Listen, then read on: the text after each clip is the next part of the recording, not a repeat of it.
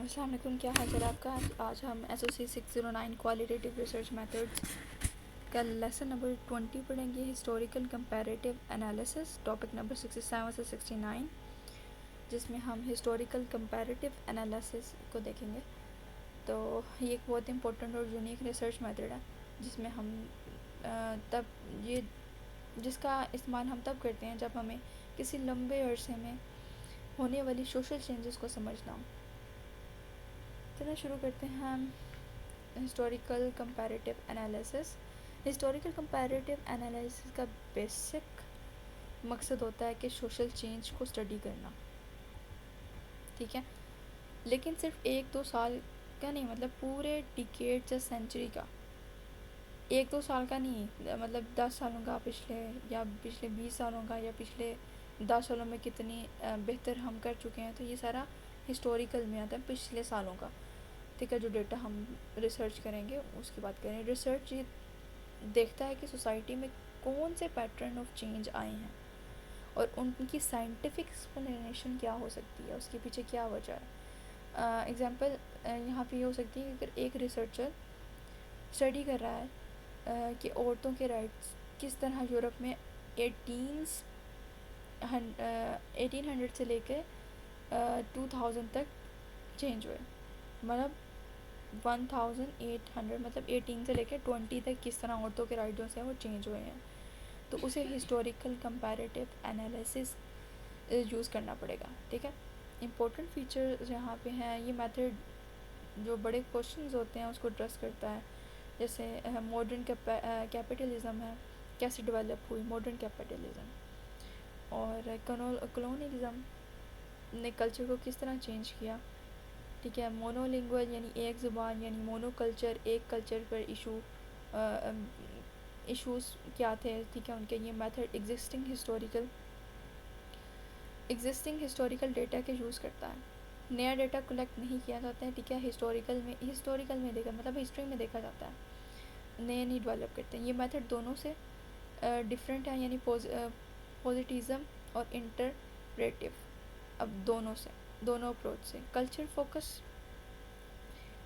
اس method میں یہ کوشش کی جاتی ہے کہ لوگوں یا گروپ کو اسٹڈی کیا جا رہا ہے، ان کے نظریے سے دنیا کو دیکھا جا رہا ہے، یعنی سی تھرو دیئر آئیز، ٹھیک ہے۔ یہ بہت امپیتھک اور ہیومنسٹک اپروچ ہے۔ اس میں آپ نیوز پیپر یوز کر سکتے ہو، ٹھیک ہے، اولڈ ڈاکومنٹس جیسے نیوز پیپر ہو گئے اولڈ وغیرہ، ٹیکسٹ انالائز کر سکتے ہو، ٹھیک ہے، اور میمو رائٹنگ ہوتی ہے وہ چیک کر سکتے ہو، اس کا انالائز کر سکتے ہو۔ تھیوریٹیکل فریم ورک یوز کرتے ہیں جو ہسٹوریکل ایونٹس کو نئے طریقے سے سمجھا جا سکتا ہے، ٹھیک ہے۔ نیکسٹ چلتے ہیں اپنا historical comparative research stage 68 topic. اب ہم دیکھتے ہیں کہ اس میتھڈ کا پروسیس یا سٹیجز کیا ہوتے ہیں۔ ریسرچر کو 4 امپورٹنٹ ڈائمینشنز پر فوکس کرنا ہوتا ہے، ٹھیک ہے۔ 4 ڈائمینشنز پر اس کو عمل کرنا ہوتا ہے، ایک نیشن یا ملٹیپل نیشن۔ سب سے پہلی ڈائمینشن میں کیا آپ صرف پاکستان کو اسٹڈی کر رہے ہیں یا پاکستان اور انڈیا یا بنگلہ دیش کو کمپیریزن کرنا چاہ رہے ہیں۔ دوسری ڈائمینشن کیا ہے، ہسٹوریکل ٹائم کا رول کیا ہوگا، کیا آپ صرف پاسٹ کو دیکھ رہے ہیں یا پاسٹ اور پریزنٹ دونوں کو کمپیئر کرنا چاہ رہے ہیں۔ تیسری ڈائمینشن ایک اسپیسیفک ٹائم پیریڈ یا ملٹیپل ٹائم پیریڈ، کیا آپ صرف 1947 کا وقت یاد کر رہے ہیں یا 2000 کی ایک اسپیسیفک سال کو لے رہے ہیں، یا پھر 1947 سے لے کے 2025 تک ڈیٹا انالائز کر رہے ہیں۔ اب وہ آپ کی اسپیسیفک انالیسس خود ڈائمینشنز آپ نے خود طے کرنی ہے۔ اور ڈائمینشن نمبر 4 ہے کوالٹیٹیو ڈیٹا یوز کرنا ہے یا کوانٹیٹیو، کوالٹیٹیو پہ جا رہے ہیں یا کوانٹیٹیو میں جا رہے ہیں، یہ آپ کے اپنا ہے۔